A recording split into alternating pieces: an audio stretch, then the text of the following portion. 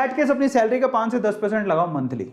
मान लो आप 10,000 रुपये कमाते हो, सोच लो मैं 10,000 कमाता हूँ, ठीक है, मैं 10,000 कमाता हूँ तो मैं 5 से 10% मतलब 500 या 1,000 रुपये लगाऊंगा।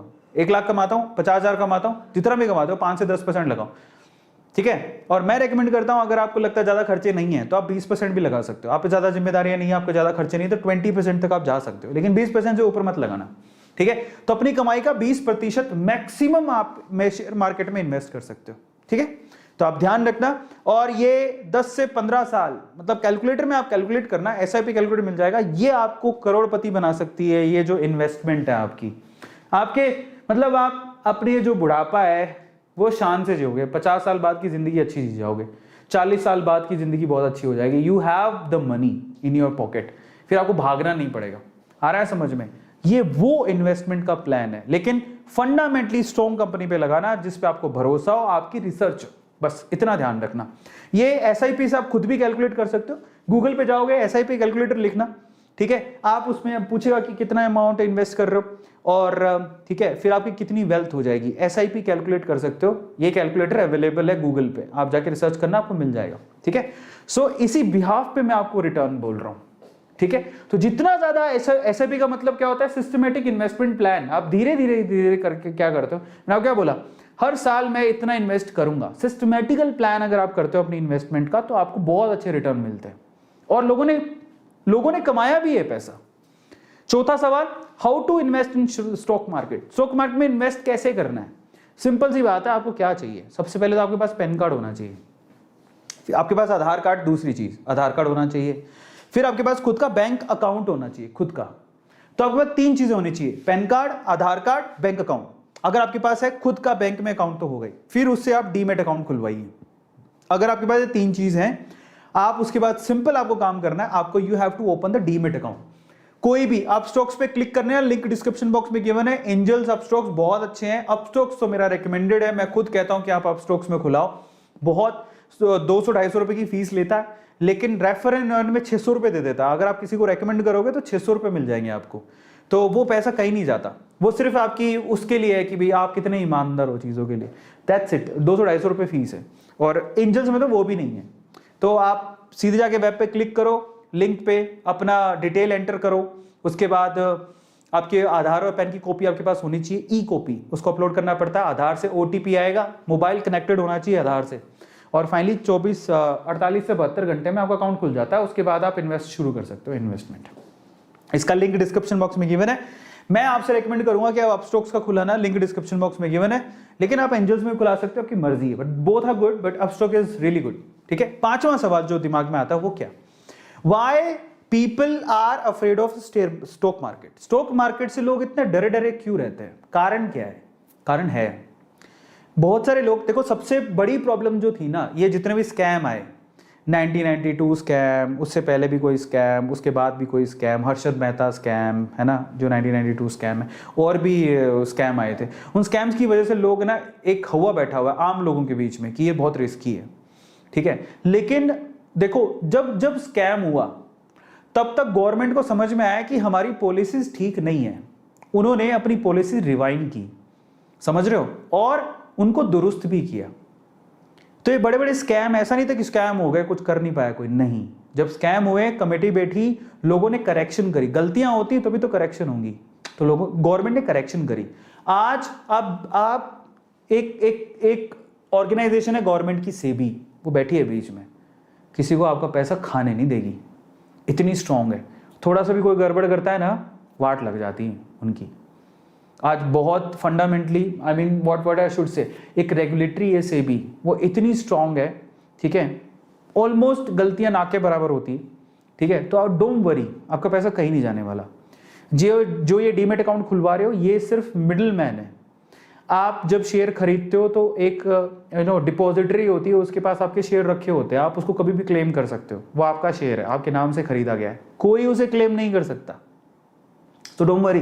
लेकिन फिर डर किस बात का है? डर है बहुत सारे स्कैम, बैंक करप्सी हो गया, कोई कंपनी गिर गई, खत्म हो गई, उसमें आपने पैसा लगा रखा था, तो डर के मारे लोग। और दूसरी प्रॉब्लम क्यों होती है, लोग काफी बार शॉर्ट टाइम के लिए, मतलब कई लोगों में धैर्य नहीं होता, पेशेंस खो देते हैं, मुझे आज पैसा लगाया, मैं कल तक डबल हो जाना चाहिए। लोगों के साथ प्रॉब्लम भी यही है, ज़्यादातर लोग शेयर मार्केट में ये स्टोरियाँ सुन के आते हैं, ओहो उसका पैसा डबल हो गया, ट्रिपल हो गया, लेकिन समय लगा भाई, रातों रात नहीं हुआ। यू हैव टू वेट, धैर्य। क्या आपका ऐसा सोने में डबल हो जाएगा? नहीं। प्रॉपर्टी में अगले दिन ही डबल हो जाता है क्या? नहीं।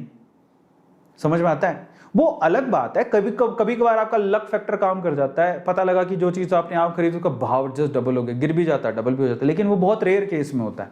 Otherwise you have to wait, आपको इंतजार करना पड़ता है हर एक चीज के लिए। It's not about share, it's about your gold, it's about your property. कोई भी चीज ले लो, यू हैव टू वेट। अरे पेड़ लगाते हो, पौधा लगाते हो तो पेड़ बनने में समय तो लगता है, समझ में आता है?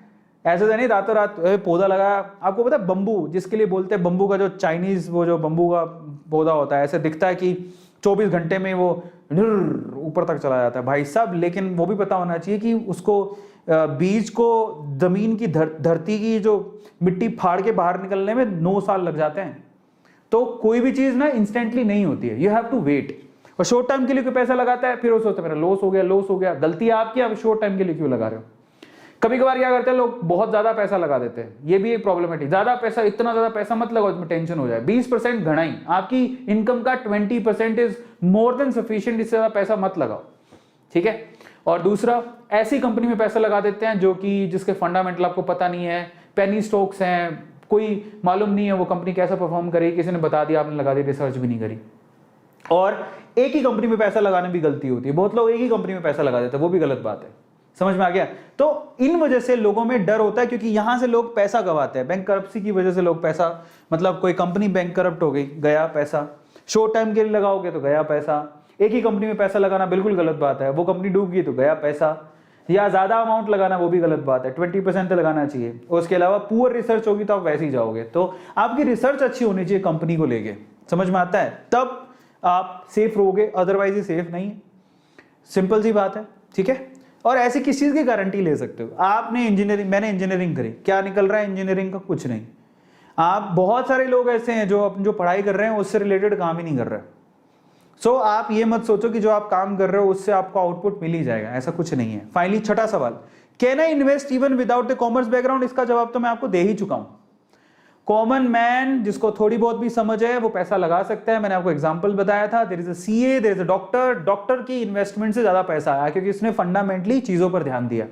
तो अगर आपके फंडामेंटल क्लियर है, definitely you can invest, no problem.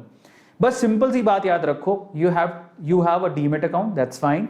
Just research whatever be the company, जिस पे भी आप पैसा लगा रहे हो, आप उस पर ट्रस्ट करते हो क्या? सिंपल।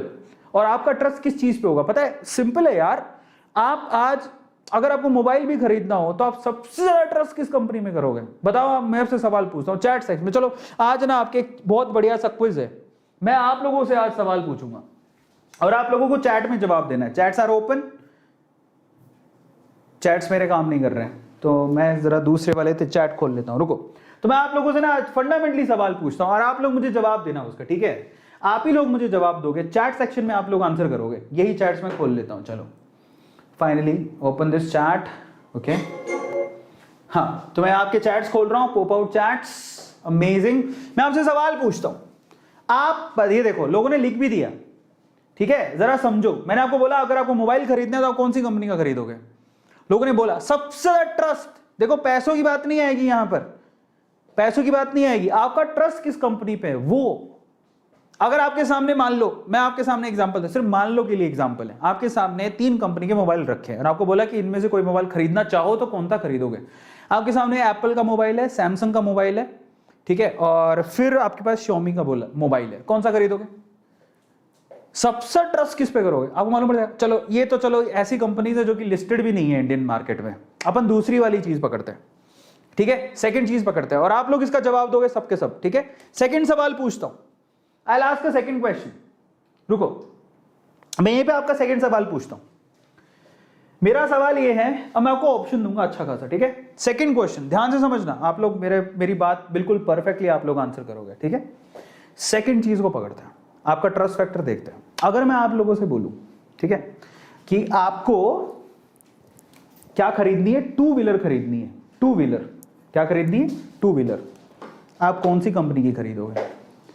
2 व्हीलर खरीदनी है, आप कौन सी कंपनी खरीदोगे? सबसे पहले हीरो होंडा,